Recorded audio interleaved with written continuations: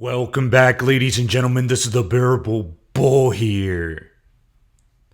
And I got this aggressively average content for you today.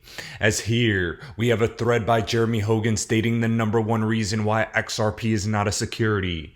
But before I get into that, ladies and gentlemen, the whole reason all of this is happening and still lingering in the entire market is because of the SEC and Gary Gensler.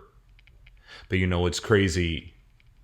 My life works in mysterious ways, because I was just in LA the other day, and across my path, I saw Gary Gensler. He doesn't know who I am nor what I look like. However, I caught him in the act, putting on quite a performance, as opposed to him fulfilling his duties as the head of the SEC and the most important financial markets on the planet. You know, I probably just got an algorithm boost for showing this.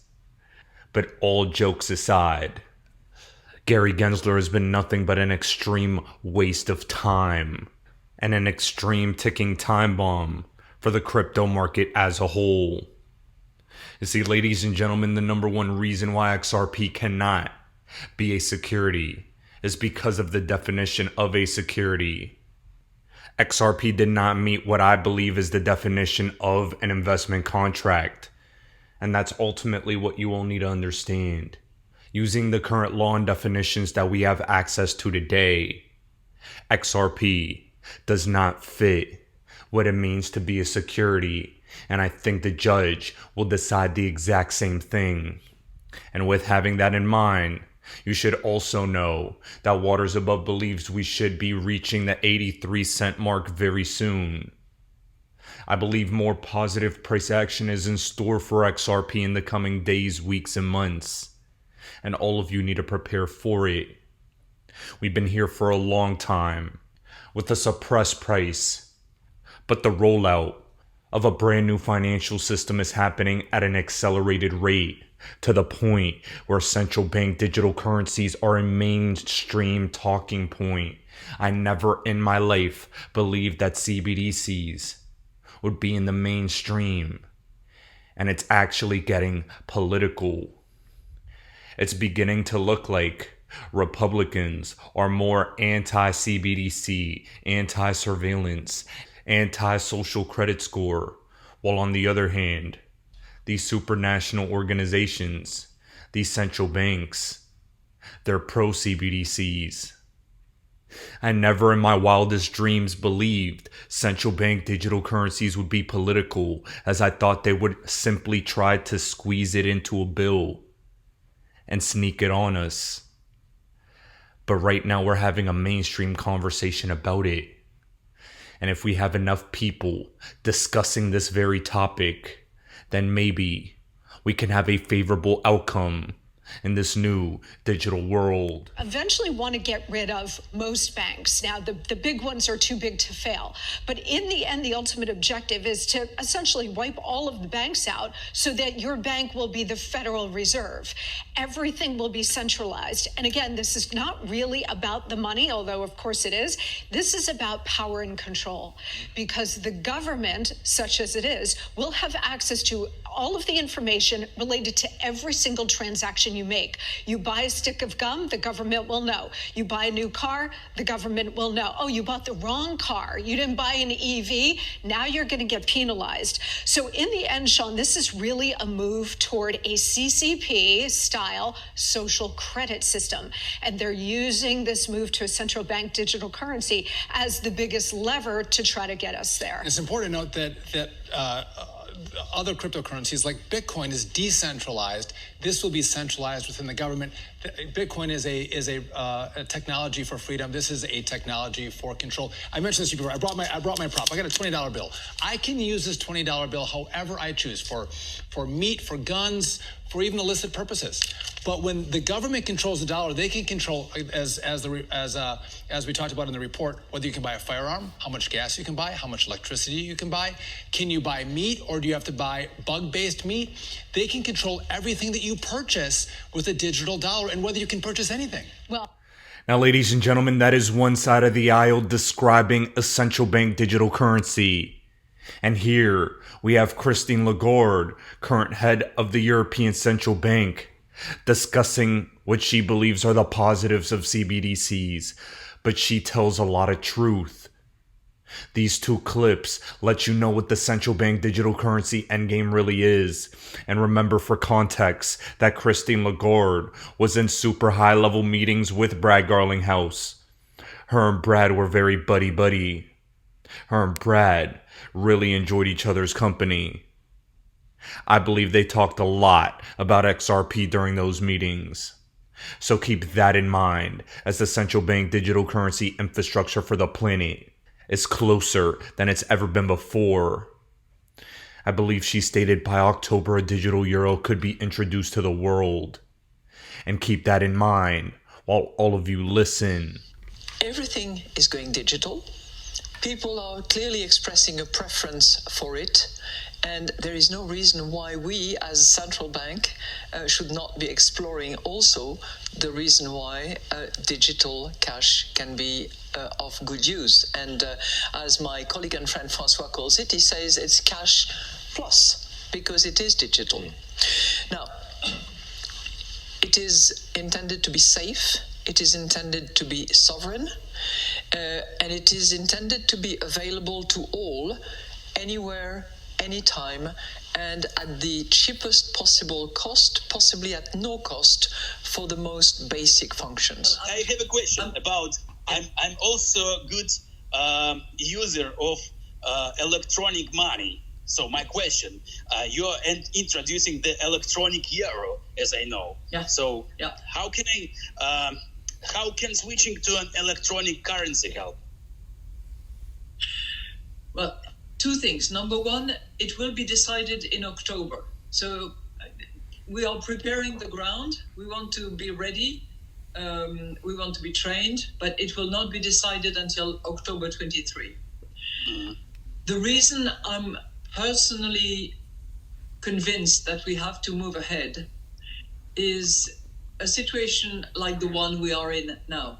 We are dependent on the supply of gas by a very unfriendly country. I don't want Europe to be dependent on an unfriendly country's currency. For instance, I don't know, the Chinese currency, the Russian currency, the whatever. Or dependent on a friendly currency, but which is activated by a private corporate entity like, Facebook or like Google or anybody like that. I'm user of Bitcoin too, so I had bought it when it started, and I hope that it also will work through the special system. And I know there are many protests in Europe against the electronic euro. What is the reason? It's the beauty of Europe. It has different positions. If you ask in Northern Europe, for instance, in the Netherlands, they're quite happy to see the e-euro coming. If you ask a young German man, he'll say, yeah, fine. As I said, I don't want Meta, Google, or Amazon to suddenly come up with a currency that would take over the sovereignty of Europe. I don't want a foreign currency to become the currency of trading within Europe. So we have to be ready. No, the problem is they don't want to be controlled. They don't want to... Yeah, but you know what? Now we have in Europe this threshold. Above 1,000 euros, you cannot pay cash. If you do, you're on the grey market. So you take your risk. You get caught, you are fined, or you go in jail. But, the digital euro is going to have a limited amount of control. There will be control, you're right. You're completely right. We are considering whether for very small amounts, anything that is around 300, 400 euros, we could have a mechanism where there is zero control. But that could be dangerous. The terrorist attacks on France back 10 years ago were entirely financed by those very small anonymous credit cards that you can recharge in total anonymity. Now, guys, I find that so interesting. In the end, after being pressed heavily about the programmability of central bank digital currencies, Christine Lagarde goes to the notion of protecting against illicit financing, terrorist financing, because that's the only justification they can give for why they want to bring on all these controls. You want safety? Trade us your privacy, and we promise we won't abuse it. But we know that's a lie. We know that once they have full control, they will eventually abuse it, and that's the problem. We're heading into a period in history where a fight needs to be had against financial tyranny. But I've said this time and time again, it is an inevitability. The most powerful institutions on the planet, the central banks, the people that control trillions upon trillions of dollars of the world's money, they're going to implement this and there's no way to stop it. So I've positioned my chips in accordance with that fact, and I will profit handsomely and do my best to remain as free as possible for as long as possible with those profits. You cannot be self-righteous when it comes to your money. You have to make money, and that's the bottom line. Now, guys, to cap off this video for today, I have this tweet from Sir Clown Sniper. This goes along with my video from yesterday. He stated the truth is, if Brad Garlinghouse and David Schwartz of Ripple would publicly acknowledge that XRP riddlers are nonsense, then maybe Ripple, XRP, and the XRPL can be taken more seriously in the crypto space. This would not affect the XRP price at all because whales don't follow riddles. And David Schwartz 100% agrees. Ladies and gentlemen, let me make myself clear. I don't mind riddles. I find them to be entertaining. Maybe some of them are actually insiders. But the fact of the matter is, nobody has been able to interpret them correctly. Dates get thrown out constantly that are never right, and people think of hypothetical prices in their mind that XRP can reach, and yet we're at 50 cents 5 years later. I've been here since 2018 in the XRP community, and we have yet to break $2. We're still at 50 cents. And while I believe astronomical values for XRP will come one day, it's time to get the facts right so that you could profit realistically, actually free yourself, and then plan for the long term as well. All I want for every single one of you is for your lives to improve. I'm a long-term generational wealth builder, and I believe XRP will be the best digital asset for that. But we need to get things right. And every single day, we're getting closer to the truth. Ladies and gentlemen, this is the Bearable Bull here. Thanks for tuning in. As always, I appreciate every single one of you. Now I'll be back tomorrow with another video. Why do I hold XRP? Because Ripple's the chosen one to lead the new global digital payment system, and they use XRP.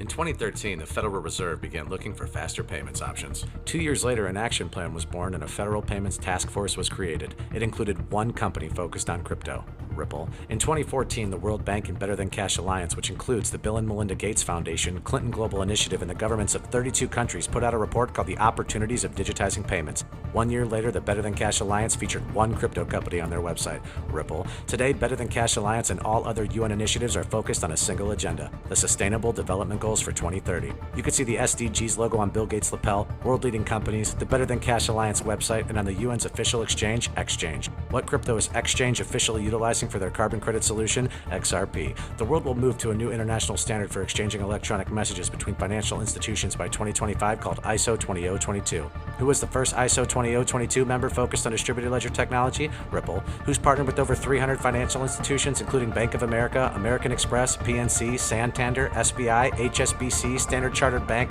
Bank of England, India, Singapore, Scotland, Australia, and Indonesia, the largest banks in Japan, Canada, Egypt, the Middle East, United Arab Emirates, Thailand, Morocco, Bhutan, South Korea, Brazil, and Latin America. Ripple, who is a former employee overseeing the Federal Reserve. Ripple, a former employee overseeing the world's largest asset manager, BlackRock's digital asset division. Ripple, leading Australia's CBDC effort. Ripple, who hired a former Treasury of the United States. Ripple, 2 former Federal Reserve attorneys to their board. Ripple, 2 former Clinton and Obama advisors, former Minister of Defense and Economics of Germany, former business director at Swift, former Swift board member, former CFO of PayPal, former head of the DTCC, former chief business officer at Uber, former VP of Amazon, and former SEC chair on their legal team. Ripple, who's a member of the Digital Pound Foundation, Digital Dollar Project, Digital Euro Association, Mojaloop, IMF's high-level advisory board on fintech, Hyperledger Blockchain Consortium, Open Payments Coalition, Faster Payments Council, Global Payments Steering Group, Cross-Border Working Group, International Association for Trusted Blockchain Applications, Crypto Climate Accord, University Blockchain Initiative, World Wide Web Consortium, and a featured partner of the World Economic Forum with 3 members of their team directly listed on the WF website. Ripple.